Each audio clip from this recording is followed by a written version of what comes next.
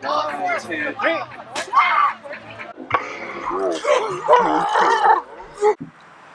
Hello everyone, it's your girl Adventure Girl, and today I'll be giving you Expo and Festival Pro Tips. I must admit, initially I didn't really like expos and festivals because I expected a quick turnover rate as far as conversion and sales goes. But what I learned over time is it's a marathon, not a race. So expos and festivals are really good for brand recognition and then getting potential customers information.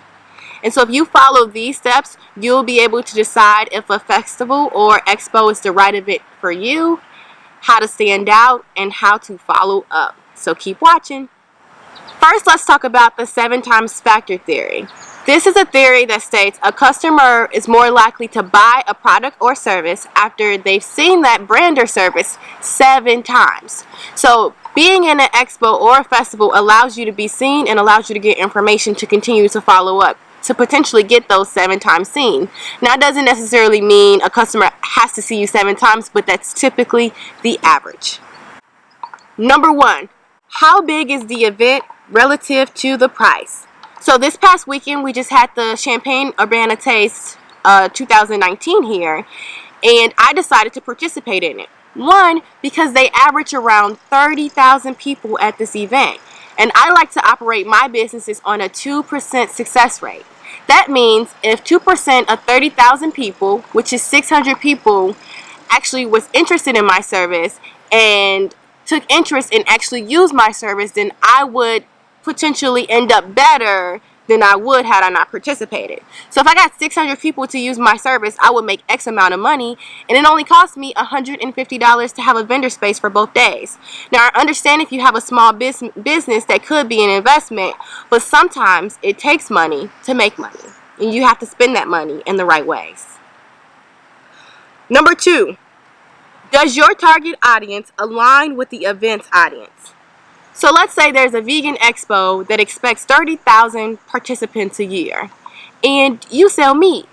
You probably shouldn't sign up for the expo even if 600 people you could reach potentially 600 people, because that's not your target audience. I doubt they want any of your meat. I'm sure it's good meat, but no one wants that meat there. So picking a place and event that aligns with your target audience so you can get the people you need to meet. Third, marketing material budget.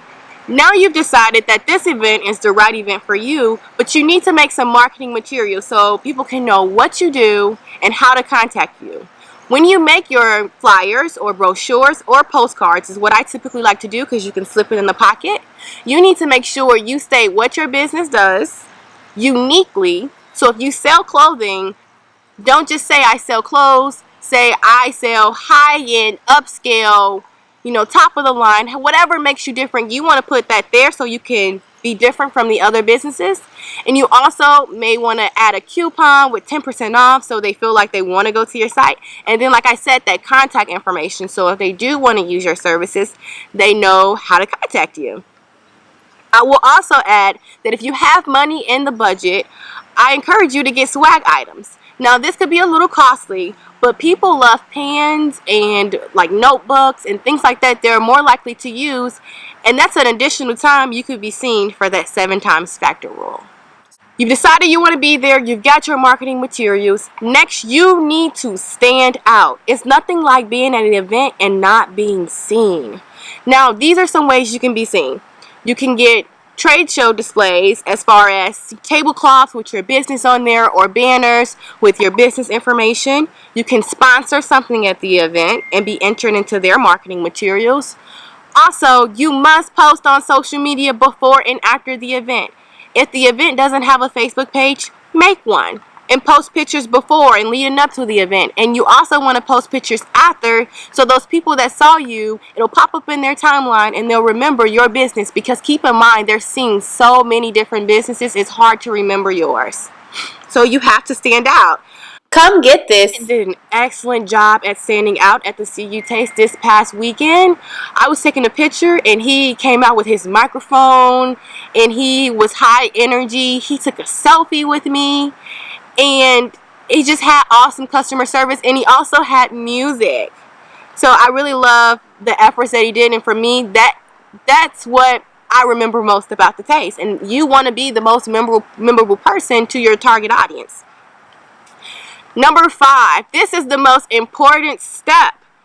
The newsletter sign up. This is important if you want to be seen multiple times. You want to get your potential clients information for the newsletter. Remember, I spoke about the 7 times factor. With your newsletter that's sent bi-weekly or monthly, that's more chances for you to get seen and turn that lead into a sale. Now, for the newsletter sign up, I also like to take it a little bit further and offer a raffle prize. So, for instance, maybe 4 tickets to the movies, or for, like, if you sign up, you get a chance to win an Instapot. A lot of people will start to sign up maybe just for that, but as they continue to get your newsletter, they may be interested.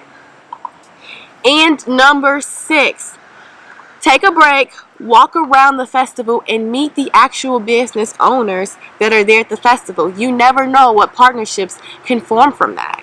These are my tips for deciding if an event is right for you and how to capitalize on that event.